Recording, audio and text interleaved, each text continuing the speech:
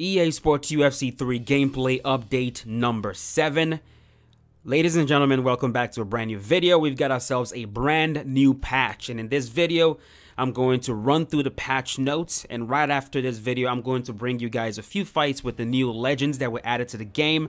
In case you guys don't know, we have Tito Ortiz, Vanderlei Silva, Matt Serra, Mirko Cro Cop, and Kimbo Slice. Brand new fighters added to the game. I cannot wait to bring you guys fights with all these fighters, but in the meantime, let's jump right into this. As you can see right there, it says that based on the community feedback, they captured an entire day's worth of motion capture data back in April to allow them to add features and improve the game in ways that they otherwise couldn't.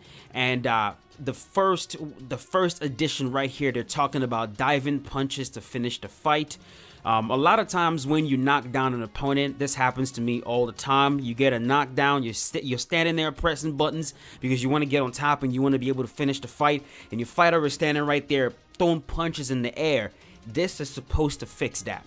Now when you knock down an opponent, there are a lot of brand new animations that will allow you to jump right into the fighter's guard.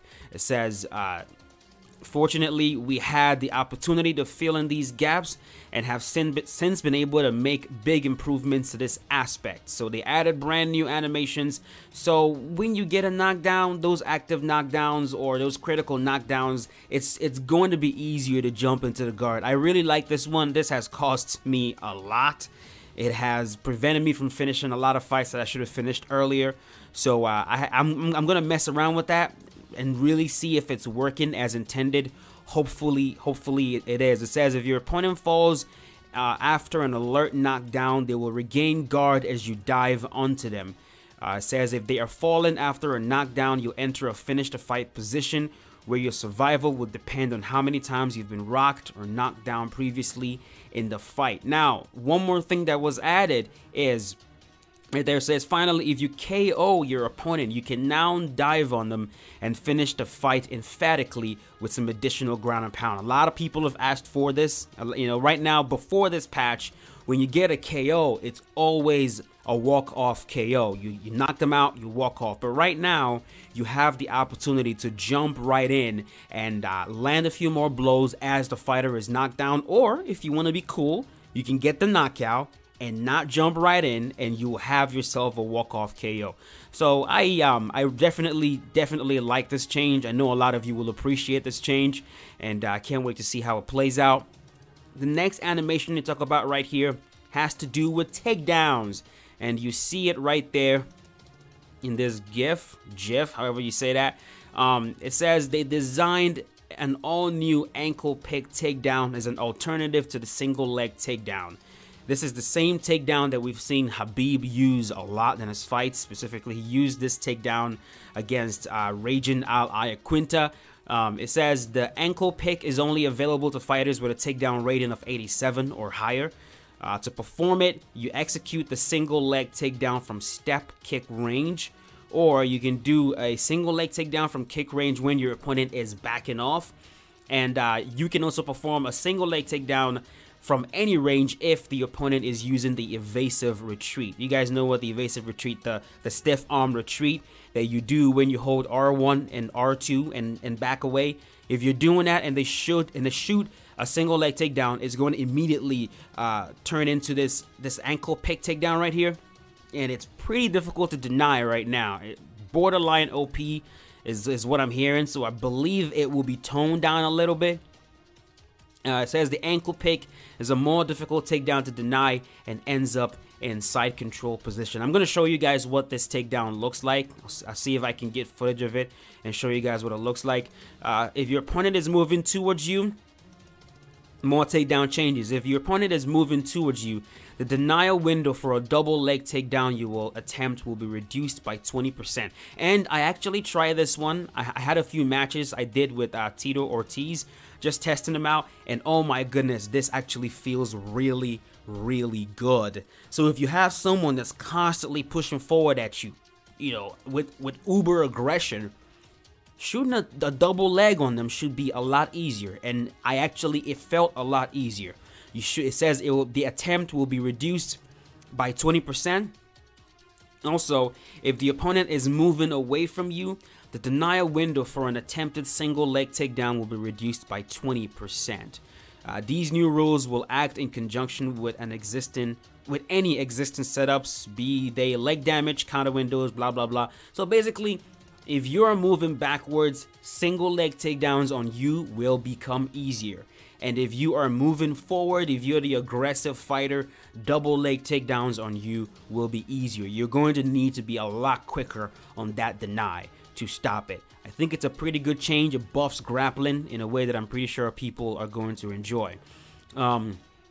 Based on community feedback, they increased the range on cage takedown entries. So now if you're farther away from the cage, you can now shoot and get them into this this sequence right there where you pin them against the cage. I really like this one.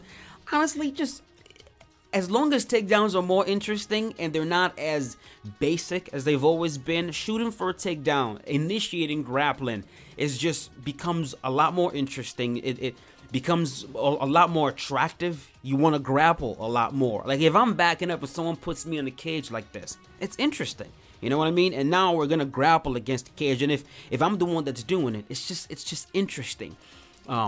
Overall, I'm really loving the grappling changes that I'm seeing right here, and I might even start grappling a lot more. We'll see. But so far, I'm definitely liking it. And by far my favorite addition in this patch right here. Right now, you'll be able to push your opponent, and you can push them into range for a body kick. You can push them into range for a head kick, as you see Crow Cop right there doing. Or you can push them into range for punches, you know what I mean? And if someone is being super aggressive against you, you can use the push off to create a little bit of space. And if you're the aggressor and you want to muscle bully a player to the cage, you can also use the push off. It says, in an attempt to give players yet another tool to create space against aggressive opponents, we've added a push off feature to the stand-up game. And to perform this, you basically you hold high block and then you input the lead uppercut. So you're holding high block, that's R2 if you're PlayStation, and then you input square and X at the same time, and you perform the push. And once you push, you can combo it. It's basically like you can combo it into anything you can combo a jab into. Push into a lead hook, push into a straight, push into a body kick, push into a head kick. Stuff like that. So whatever it is that you can combo a jab into, you can combo the push into. It says the push off, sorry about that, the push off will interrupt hooks, uppercuts, knees, and elbows if it lands early enough. But it says right there, it will not interrupt straight punches or kicks. So if someone is ripping hooks, uppercuts, or knees at you, and you input it early on, you can actually interrupt their strike. But if they're going for straight punches or kicks, you're not going to be able to use the push off. Now, the one thing I'm not sure though, does it take stamina? Does it cost stamina to do? I hope not. I really hope not. What you gain from it is not big enough that it requires this massive stamina hit to balance it out. I think it's a good addition that does not need, I'm just saying, I hope it does not cost a lot of stamina. In addition, the push off will combo the same as a jab. We already talked about that. This means you will be able to combo the push off with a head kick, maybe making it a great setup to attack with. Next up, better cage cut-in. Says, finally. Now, I know a lot of you might not enjoy this one, but if you're an aggressive player, if you find it difficult to trap players against the cage, then you got some new additions to the game that will help you. Also, it says, first, we made defensive blocks break down faster when circling into a round strike. So if you are circling into a round strike, your block is going to break down faster on the same side that the player is moving to.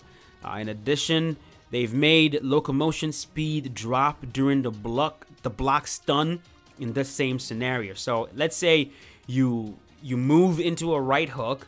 Not only is your block going to break down faster, but your movement is also going to be hampered. Your movement speed, your locomotion speed is going to drop.